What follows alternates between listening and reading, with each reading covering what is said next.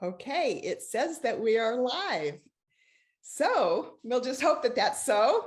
And I'm Kelly Coates Gilbert, and I am coming to you live tonight from Dallas, Texas on She's Reading. And I couldn't wait for tonight because not only do I have one of my favorite author friends, but I have one of my favorite friends. Tonight we have Jodi Allen Brice, and Jodi is from Arkansas, and she writes and is well known for her small town community romances that are sweet and lovely and heartwarming.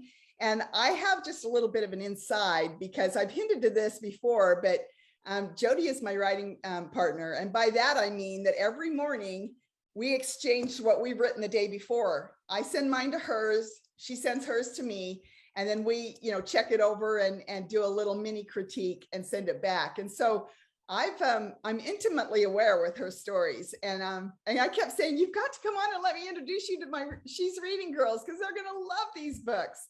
First of all, you take one peek at those covers. Oh my gosh, who does your covers? Yeah, so Kim Killian does my covers. She does a really good job. She does. Captures that small town, those little houses I want to just pack up and move in. Let me tell you just a little bit about Jodi. I wrote down a few things. Funny, we've known each other for a long time. We met in Florida at did we meet at NINC? Is that where we met? Yeah. And just immediately bonded and have a lot of mutual friends. And so we look forward to spending time with each other. We go on a lot of writing retreats together, and she's from Arkansas.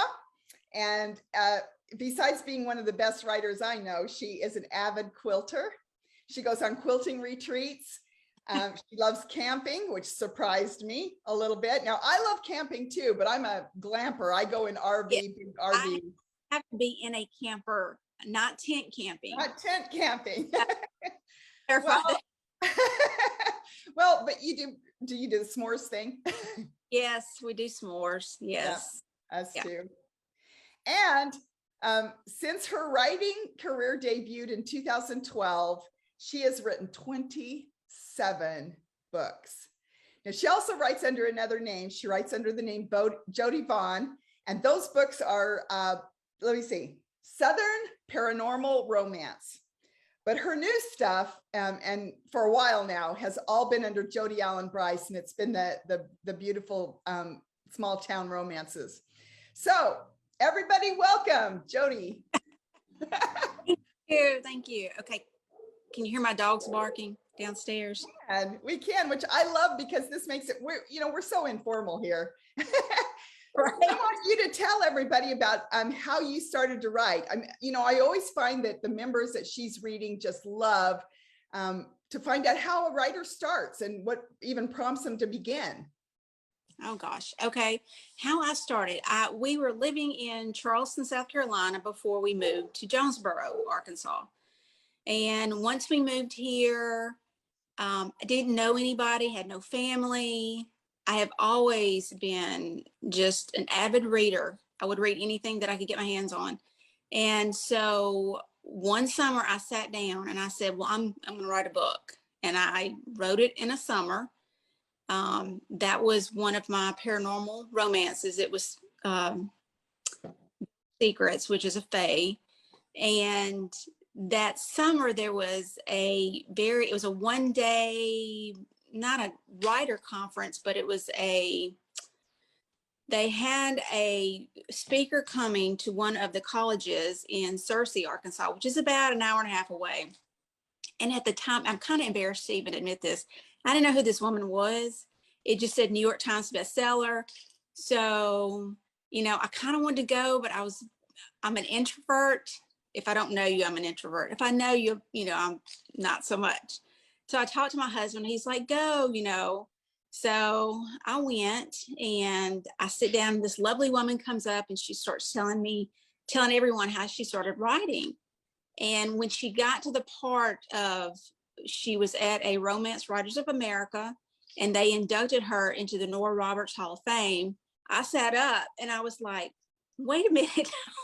Okay. The one after there was a break. So I went up to her afterwards and I said, I need to know what I need to do to get to where you are. And she has been very kind. She, when I go to I used to go to a lot of conferences and I would see her, and she's just one of the kindest people you've ever met. And I bought all of her books and she signed them to me. One day you'll be signing books to me. And Ah. the author was Jodi Thomas. Oh my And God. I was just like, oh my gosh, yes. So I love her, I adore her. That's how this whole thing started. Oh. Encouragement. Oh, that's wonderful. You know, that's what I found, Jodi, is um, in this publishing business, authors are so willing to link arm in arm. Even the ones that are really the top sellers are so willing to share their knowledge base. And those of us who are friends, you know, it's not a competition. There's just plenty of readers to go around, and we can't possibly write enough books to keep Right. all the readers, you know, their book backs filled. So that is so wonderful to hear, and it's not that uncommon. Yes. But it is heartwarming to know that there are authors at that level. I did not mention that Miss Jodi Vaughn is Jodi Allen Brice. I have to remember her pen name, is also a USA Today bestselling list author. Yeah. So have you met Jodi since then, and were you able to sign a book for her? I have not seen her since then. But no, I have emailed her and told her. So she's yes. You know, I love, you know, it's the Cinderella syndrome in all of us, but I love a good story where dreams come true. And certainly it sounds like yours did. So were you a reader when you were young? Yes. My mother, I can remember maybe even in kindergarten, my mom would take me to the library, the public library. And, you know, the smell of the books and open books. I know it's sounds weird, but I loved it. In fact, when I was in high school, I thought the coolest job in the world would be to be a librarian, because you could be around those books all day long. Yeah. And I would play librarian. I had a piano bench, and I would make my stuffed toys like check out books. And I had my mom didn't like that. I was stamping the inside, you know, like a real library. But I don't know. I've just always been a big reader. Yeah. And my mom is a big reader. So, you know, give her credit. She's really proud. Yes, she is. So I'm going to ask you one of the standard questions then that I ask a lot of people. And that is, what was the first book that you read that made you cry? The very first book, it was either The Flame and the Flower. I read that. My mom gave me that book, and I was, oh gosh, I know, 8th grade maybe. Yeah. Or either, I love that book. The other book would probably be, oh my gosh, it's a historical book, The Bride. Is it Julie Garwood that wrote that? Julie Garwood. I think remember. Oh my gosh, that book. You know, yeah. when you said The Flame and the Flower, I used to bale hay for my daddy in the summertime. And that is one of the most boring jobs, because you get on the baler and you go up and down these fields and it goes chunk, chunk. And I used to take baling wire and wire my books open so that I could read, and then I could pull the page and turn it. And so I'd be reading that book. And then I decided right then that I was going to name my daughter, if I ever had a daughter, it was going to be Heather Brianna. And then, you know, I almost, when I had a boy, I almost thought Captain Brandon Birmingham, you know? Yes. Those were, yeah. Oh my gosh. Yeah, those were amazing books. You know, one of the things that I really enjoyed about Kathleen Woodwise in that book is that she didn't pull any punches. She had some mean characters, you know. So she puts those characters in real danger. And I happen to know that you have a really, you know, one of the questions I like to ask is, who is the character that your readers love to hate? And I know, because I've told you time and time again how much I hated this woman. So tell me about the character that your readers love to hate.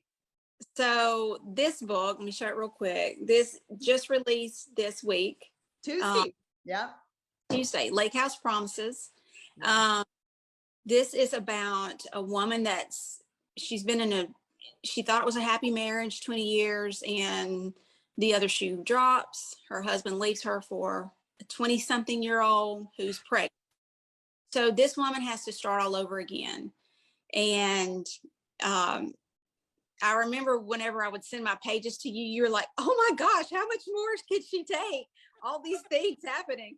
So to answer your question, it would be the mother-in-law. The mother-in-law, the ex-mother-in-law shows up, and yeah. Okay, people, let this rest on you. You're divorced from a man who left you for a younger woman because he got her pregnant, and that his mother keeps showing up at your house. And she's not just a guest, she's the most demanding, critical, and yet your character, I kept saying, oh, I couldn't do it. I couldn't do it. Yeah. But, you know, and that's probably why I wrote down some, let me find them. I wrote down some reviews because I like to do that. But, you know, the way that you treat your characters and the storylines that you plot, I noticed some of your readers had some really remarkable things to say in your reviews. And I so totally agree. This one reader said that Jodi has a writing style that hooks you from the first page. And in that book that just released this week, literally, I mean, one thing when Jodi and I exchange, I don't know what's coming. So I'm a fresh reader. And so I open the page and the scene is this guy leaving her and telling her that his girlfriend is pregnant and goodbye, see ya. I was going, oh my gosh. So yeah, that's true. Another one is once you start reading, you'll be invested. Again, true. And then this one I especially love. A reader said, Jodi's books have the spirit of healing and resiliency abound. And yeah, your characters they face some pretty tough circumstances, and yet they do it with such strength and dignity. And it's not that they don't do it easily, because usually I always say that women's fiction, the characters come in one way, broken, and they leave the story changed. And it's these events that change them. And you do such a marvelous job, because by the end of the story, you're closing the last page going, oh, yeah, she's going to be all right. So tell me about your characters. Tell me about how you do that, and how you choose characters, how you name them, and how do you come up with their broken places and how you're going to fix them.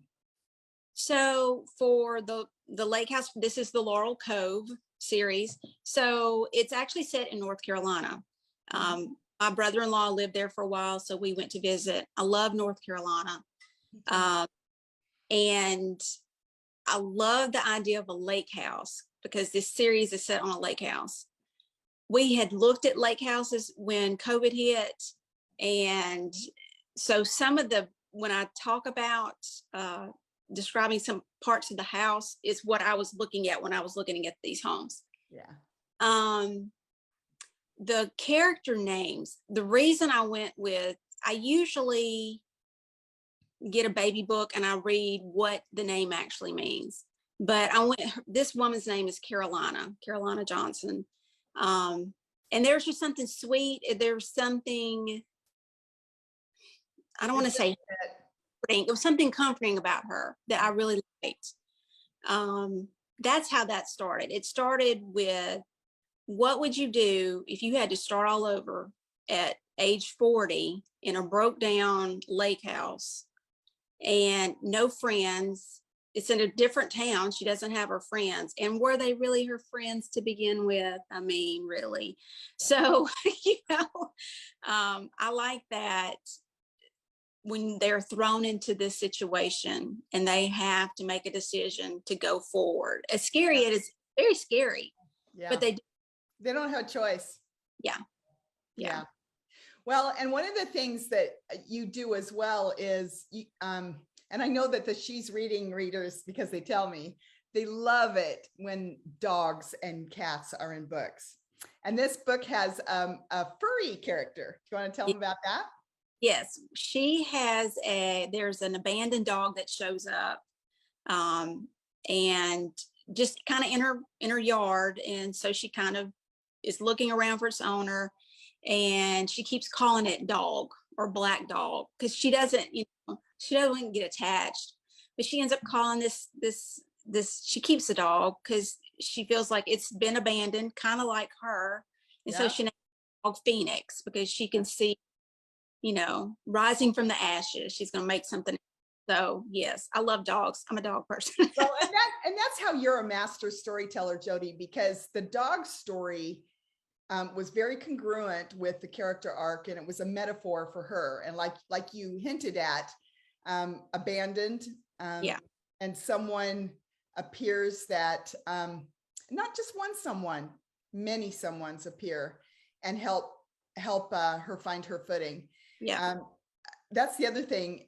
For any of you who love the Gilmore Girls, and I adore the Gilmore Girls, and those feisty, funny characters, that are just so uniquely put together, those show up in Jodi's books as well. Yeah.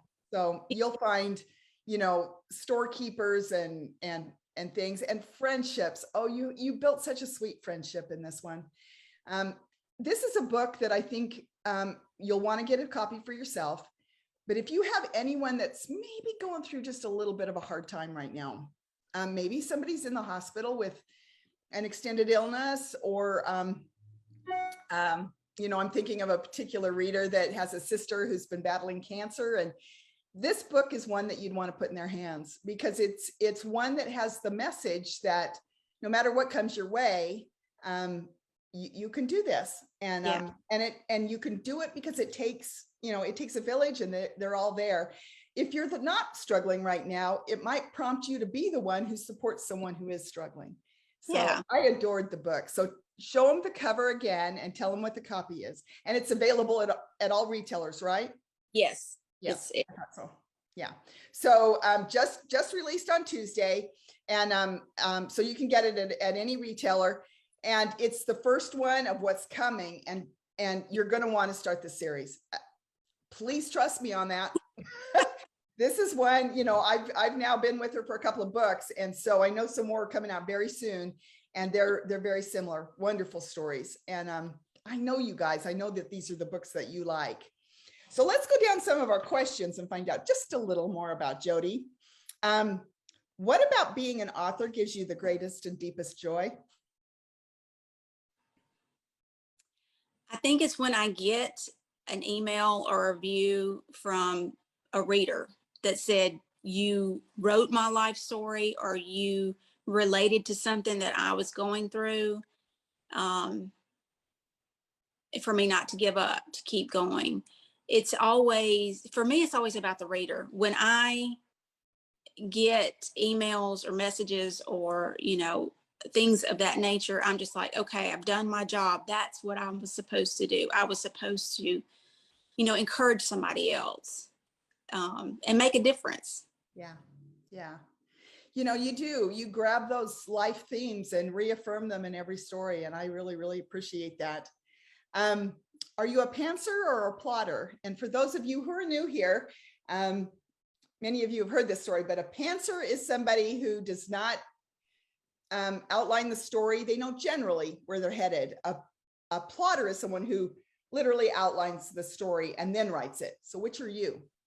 I'm a pantser. I cannot plot. I know where I'm starting, and I know how I want it to kind of end, but I have no idea how I'm going to get there. So I let the character take me. Yeah. I call that a discovery writer, and you and I are the same, and for us, it's sitting down every morning, getting our cup of coffee, and it's like reading the story, because we don't really know what's going to happen that day. Right. Yes. But that doesn't mean, now Jodi came to my house and spent a couple of days, and we rode and did some other, business stuff, but we went out to dinner, and I noticed, I meant to mention this to you. I noticed that she and I kind of quit talking to each other because we were both watching other people. Yes. So are you constantly I am too, especially when I go out to eat. I love to watch people. I watch the waitresses. I watch the table next door, because people are interesting. Yeah. And it used to kind of irritate my husband because we'd be sitting there having dinner, and I was like, I wonder what that couple story is, or Yeah. how they're not talking to each other. Do you think she's mad? Or yeah, I would make these stories. That's exactly what I do. So on the converse, what do you find is the most challenging thing about publishing industry? Probably marketing. When I say that, I mean the hey, buy my book, this kind of thing. I just want to write. I've always been like that. I just want to write, put it out there, move to the next story. Mhm. Um, I'm not very good at saying, hey, look at me, got a Yeah, book out, come yeah. get my book. Yeah, I don't like that so I much. say that's the car salesman syndrome. It just feels weird. Yeah. But this is a good place to tell all of you that and remind you that how much authors rely on you and appreciate every time you take a minute to put a review up. When you finish a book and then Amazon says, do you want to review this book? And you say yes, and it only has to be one line. You don't have to wax poetic for two. You don't have to recapture the story. In fact, I think the best reviews don't. I think Right. you say one thing that you liked about the story. I love the characters, or, oh, this story just blessed my heart, or, oh, I love the dog. One or two lines. And when you do that, it does a couple of things. First of all the retailers are online, and when they see people reviewing like that, it tells those little computers that people are liking our books. And so then they send our books out to more readers. So it's very, very helpful. And then when you follow us on BookBub or on Goodreads, or you sign up to our newsletters and send us emails like Jodi was talking about, all that stuff works and helps. And then of course, word of mouth. If you enjoy a story, tell your reading friends about that. I think everyone's always looking for their next best read, Yes. and I have gotten a little neglectful. I'm actually kind of talking to myself. When I read a good book, I need to be telling people, because for every really good book, I read 4 good ones, but sometimes I hit a good one, Mhm. And so thank you so much. And I know you guys, I'm preaching to the choir, because you girls that are on here, I see you're in all the reading groups, and you're always posting reviews, and you're on all the ARC teams. And so I know you guys are supporters, but we appreciate that. We appreciate that. Let's see. What do you do for fun when you're not writing or immersed in the business of publishing? Now, I did mention that you're a camper and an avid quilter, but she's also a wife and a mother. Yes. We like to travel when we can. My husband's schedule is super busy right now. He works at the hospital, so it's hard for him to get away. We do camp, and I do a quilting retreat every year. I sign up in the spring at there's a quilt shop here in town, and she hosts a 3-day, and usually you get to pick a pattern that she has, or you can work on something you have.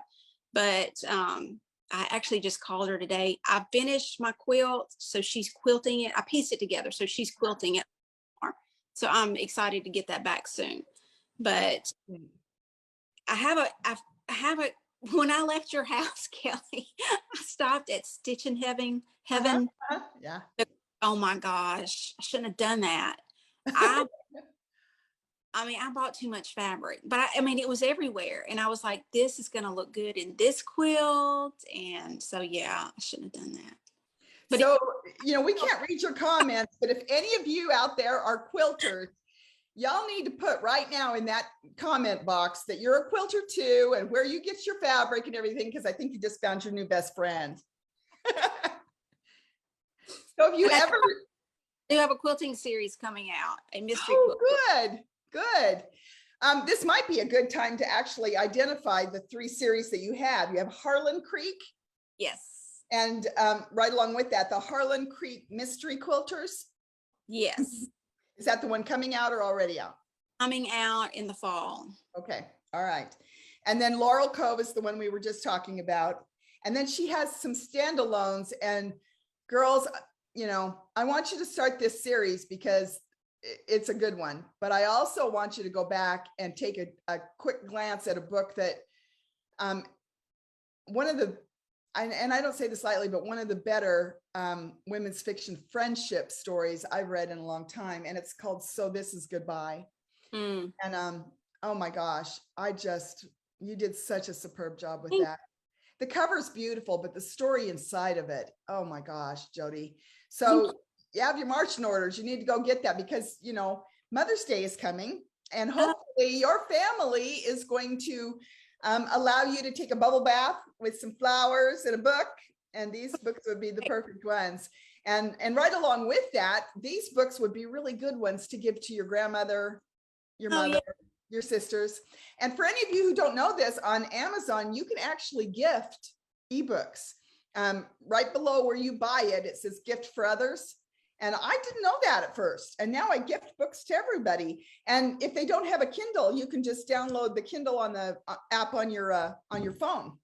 And then so everybody can have a gifted ebook for Mother's Day. So I'm bringing you some nice gifts because maybe some of you forgot. Some of you might be the ones getting the books. Okay, so what would you say is your most interesting writing quirk? Oh my gosh, interesting writing quirk. Mm-hmm. Let me think about that. Well, something that I've started doing, and I kind of had to get used to it. My husband converted, I have been talking to him about doing this forever. He converted our treadmill into a desk so that I can walk when I write. Yeah. It has to go slow. And I almost fell off one time, even though it was super, I got distracted. With that. So that's kind of quirky. A lot of people don't do that. I don't. I'm trying to think another. Oh, when I get stuck in where I want to go, I will get a pen and my notebook and I will go outside.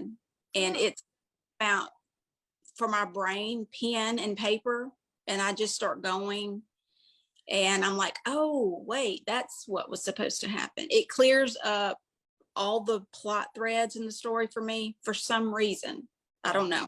Yeah, it clarifies things, you know, and that's the beauty of what you and I do too, because for me, when I get stuck, I can text Jodi and I say, I'm stuck. And she just quickly throws now, and we both know we probably won't take, you know, what's suggested, but the suggestions start firing ideas because often it's just, you feel dry and, you know, there's just nothing left in there. And all of a sudden you're full again. Yeah. Yeah. So, how many cups of coffee do you drink before you write? Two large cups, Mm-hmm. but just in the morning, that's it. Yeah. Jodi and I are both really early risers. So what time do you get up in the morning normally? If I've had a good night's sleep, I'll probably get up between 5:30 and 6. If I don't, I can't really sleep in. Like 7 is late for me. If I get up at 7, that's late. Mm-hmm. So between 5:30 and 6 is normal. Yeah. Yeah. But you're a lot earlier than that. I am. My husband blesses me with getting up very early. And if I want to see him and talk to him, I have to get up so that we can have a few minutes together. Because when he comes home in the afternoon, he's kind of wiped. So tell me about what you do for your book research. You said you took a trip to Carolina. Anything else that you do to research books? Because your settings are wonderful. Well, for the Harlan Creek, Harlan Creek is the name of the church that my mom goes to. Really? I didn't know that. Oh, that's cool. The church's name, Harlan Creek is kind of like a community, like maybe a house here and a church, and that's it. But I took the name and I made it a town.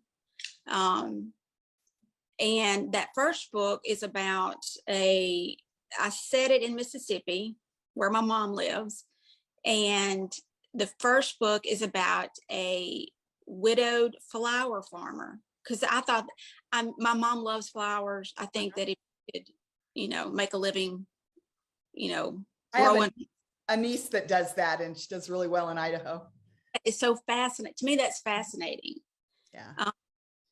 Yeah, but she has a hip replacement, and she has to get somebody to care for her in her farm. And this girl shows up, and that's the heroine of the book. But yeah, usually it's set around places that I've been to or I've seen, and I just enlarge it a little bit more. So yeah. Well, your books certainly very quickly start playing like a movie in your head. So I know that the story must just be inside, because it definitely is on the page. Sometimes I struggle to get what's in my head on the page.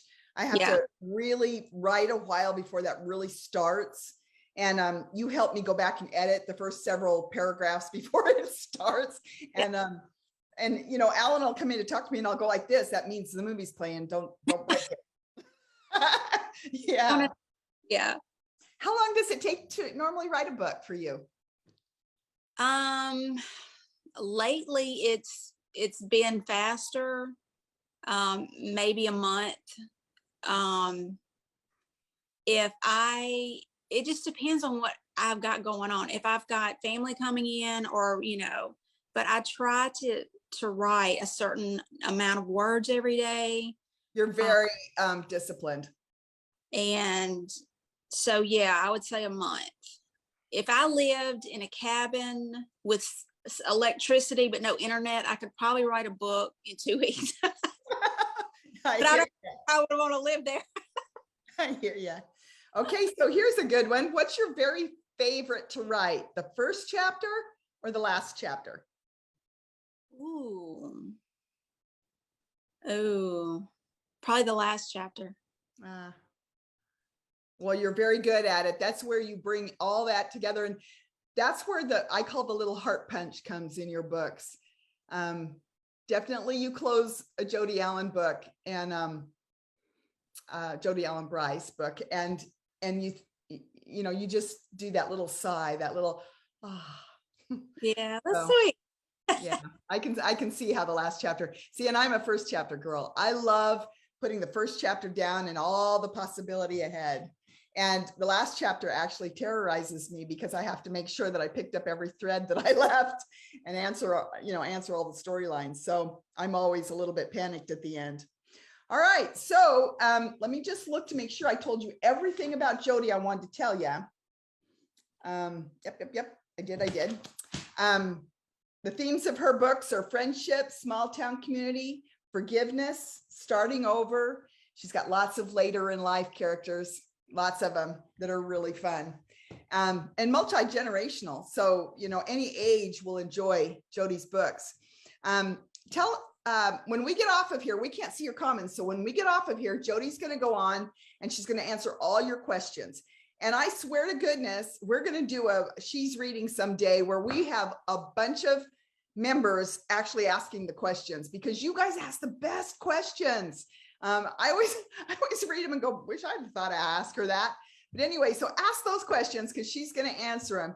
And for those of you who are participating and commenting and posing questions, Jodi's got a giveaway for you. So go ahead and tell them about that. Get a signed copy of my new release, Lake House Promises. A print book. And that doesn't happen very often. I'll mail it straight to you. In the US only. We can't do international. But that doesn't happen very often, as you know. So I know some of you girls often say, oh, I read print. Well, here's your opportunity. So, and it doesn't matter how many comments you put in, you're entered once. So just make sure that you get a comment in there and ask a question. All right. So and then she's going to come on in the morning, sometime before noon, and she'll post the winner. And then, and she'll just, most of us, in fact, somebody asked me this the other day. They said, how do you choose the winners? I have Rafflecopter, and most of us have some software program where we grab all the names, and then we just put it in Rafflecopter, hit the button, and it brings the name up. So that's how we do that random thing. And so Jodi will do that. But before we let her go, we're going to ask her our famous rapid fire questions. And so it's just this or this. And okay. All right. So here we go. Chocolate or vanilla? Chocolate. Pie or cake? Pie. Beer or wine? Wine. I knew that. Stilettos or flip-flops? Stilettos. Dawn or sunset? Sunset. Ah. Swimming or walking? Walking. Beach or mountains? Mountain. Cook or takeout? Cook. Campground or resort? Oh, that's a hard one. No. Resort, even though I do camp, but resort. And the last one is flowers or massage? Flowers. Flowers. Yes. Oh, well, we got it done, girl. I can't tell you how many times we've tried to get our schedules to mesh. In fact, we scheduled her and then something came up and we had to postpone, but we did it. We got you here and I got you introduced to these She's Reading ladies where, you know, again, you ladies just make my life filled with joy. I appreciate each one of you. You're such faithful readers and you're so supportive of authors. I hope you enjoy these She's Reading chats. We kind of put a hold on them for a little while for a number of reasons.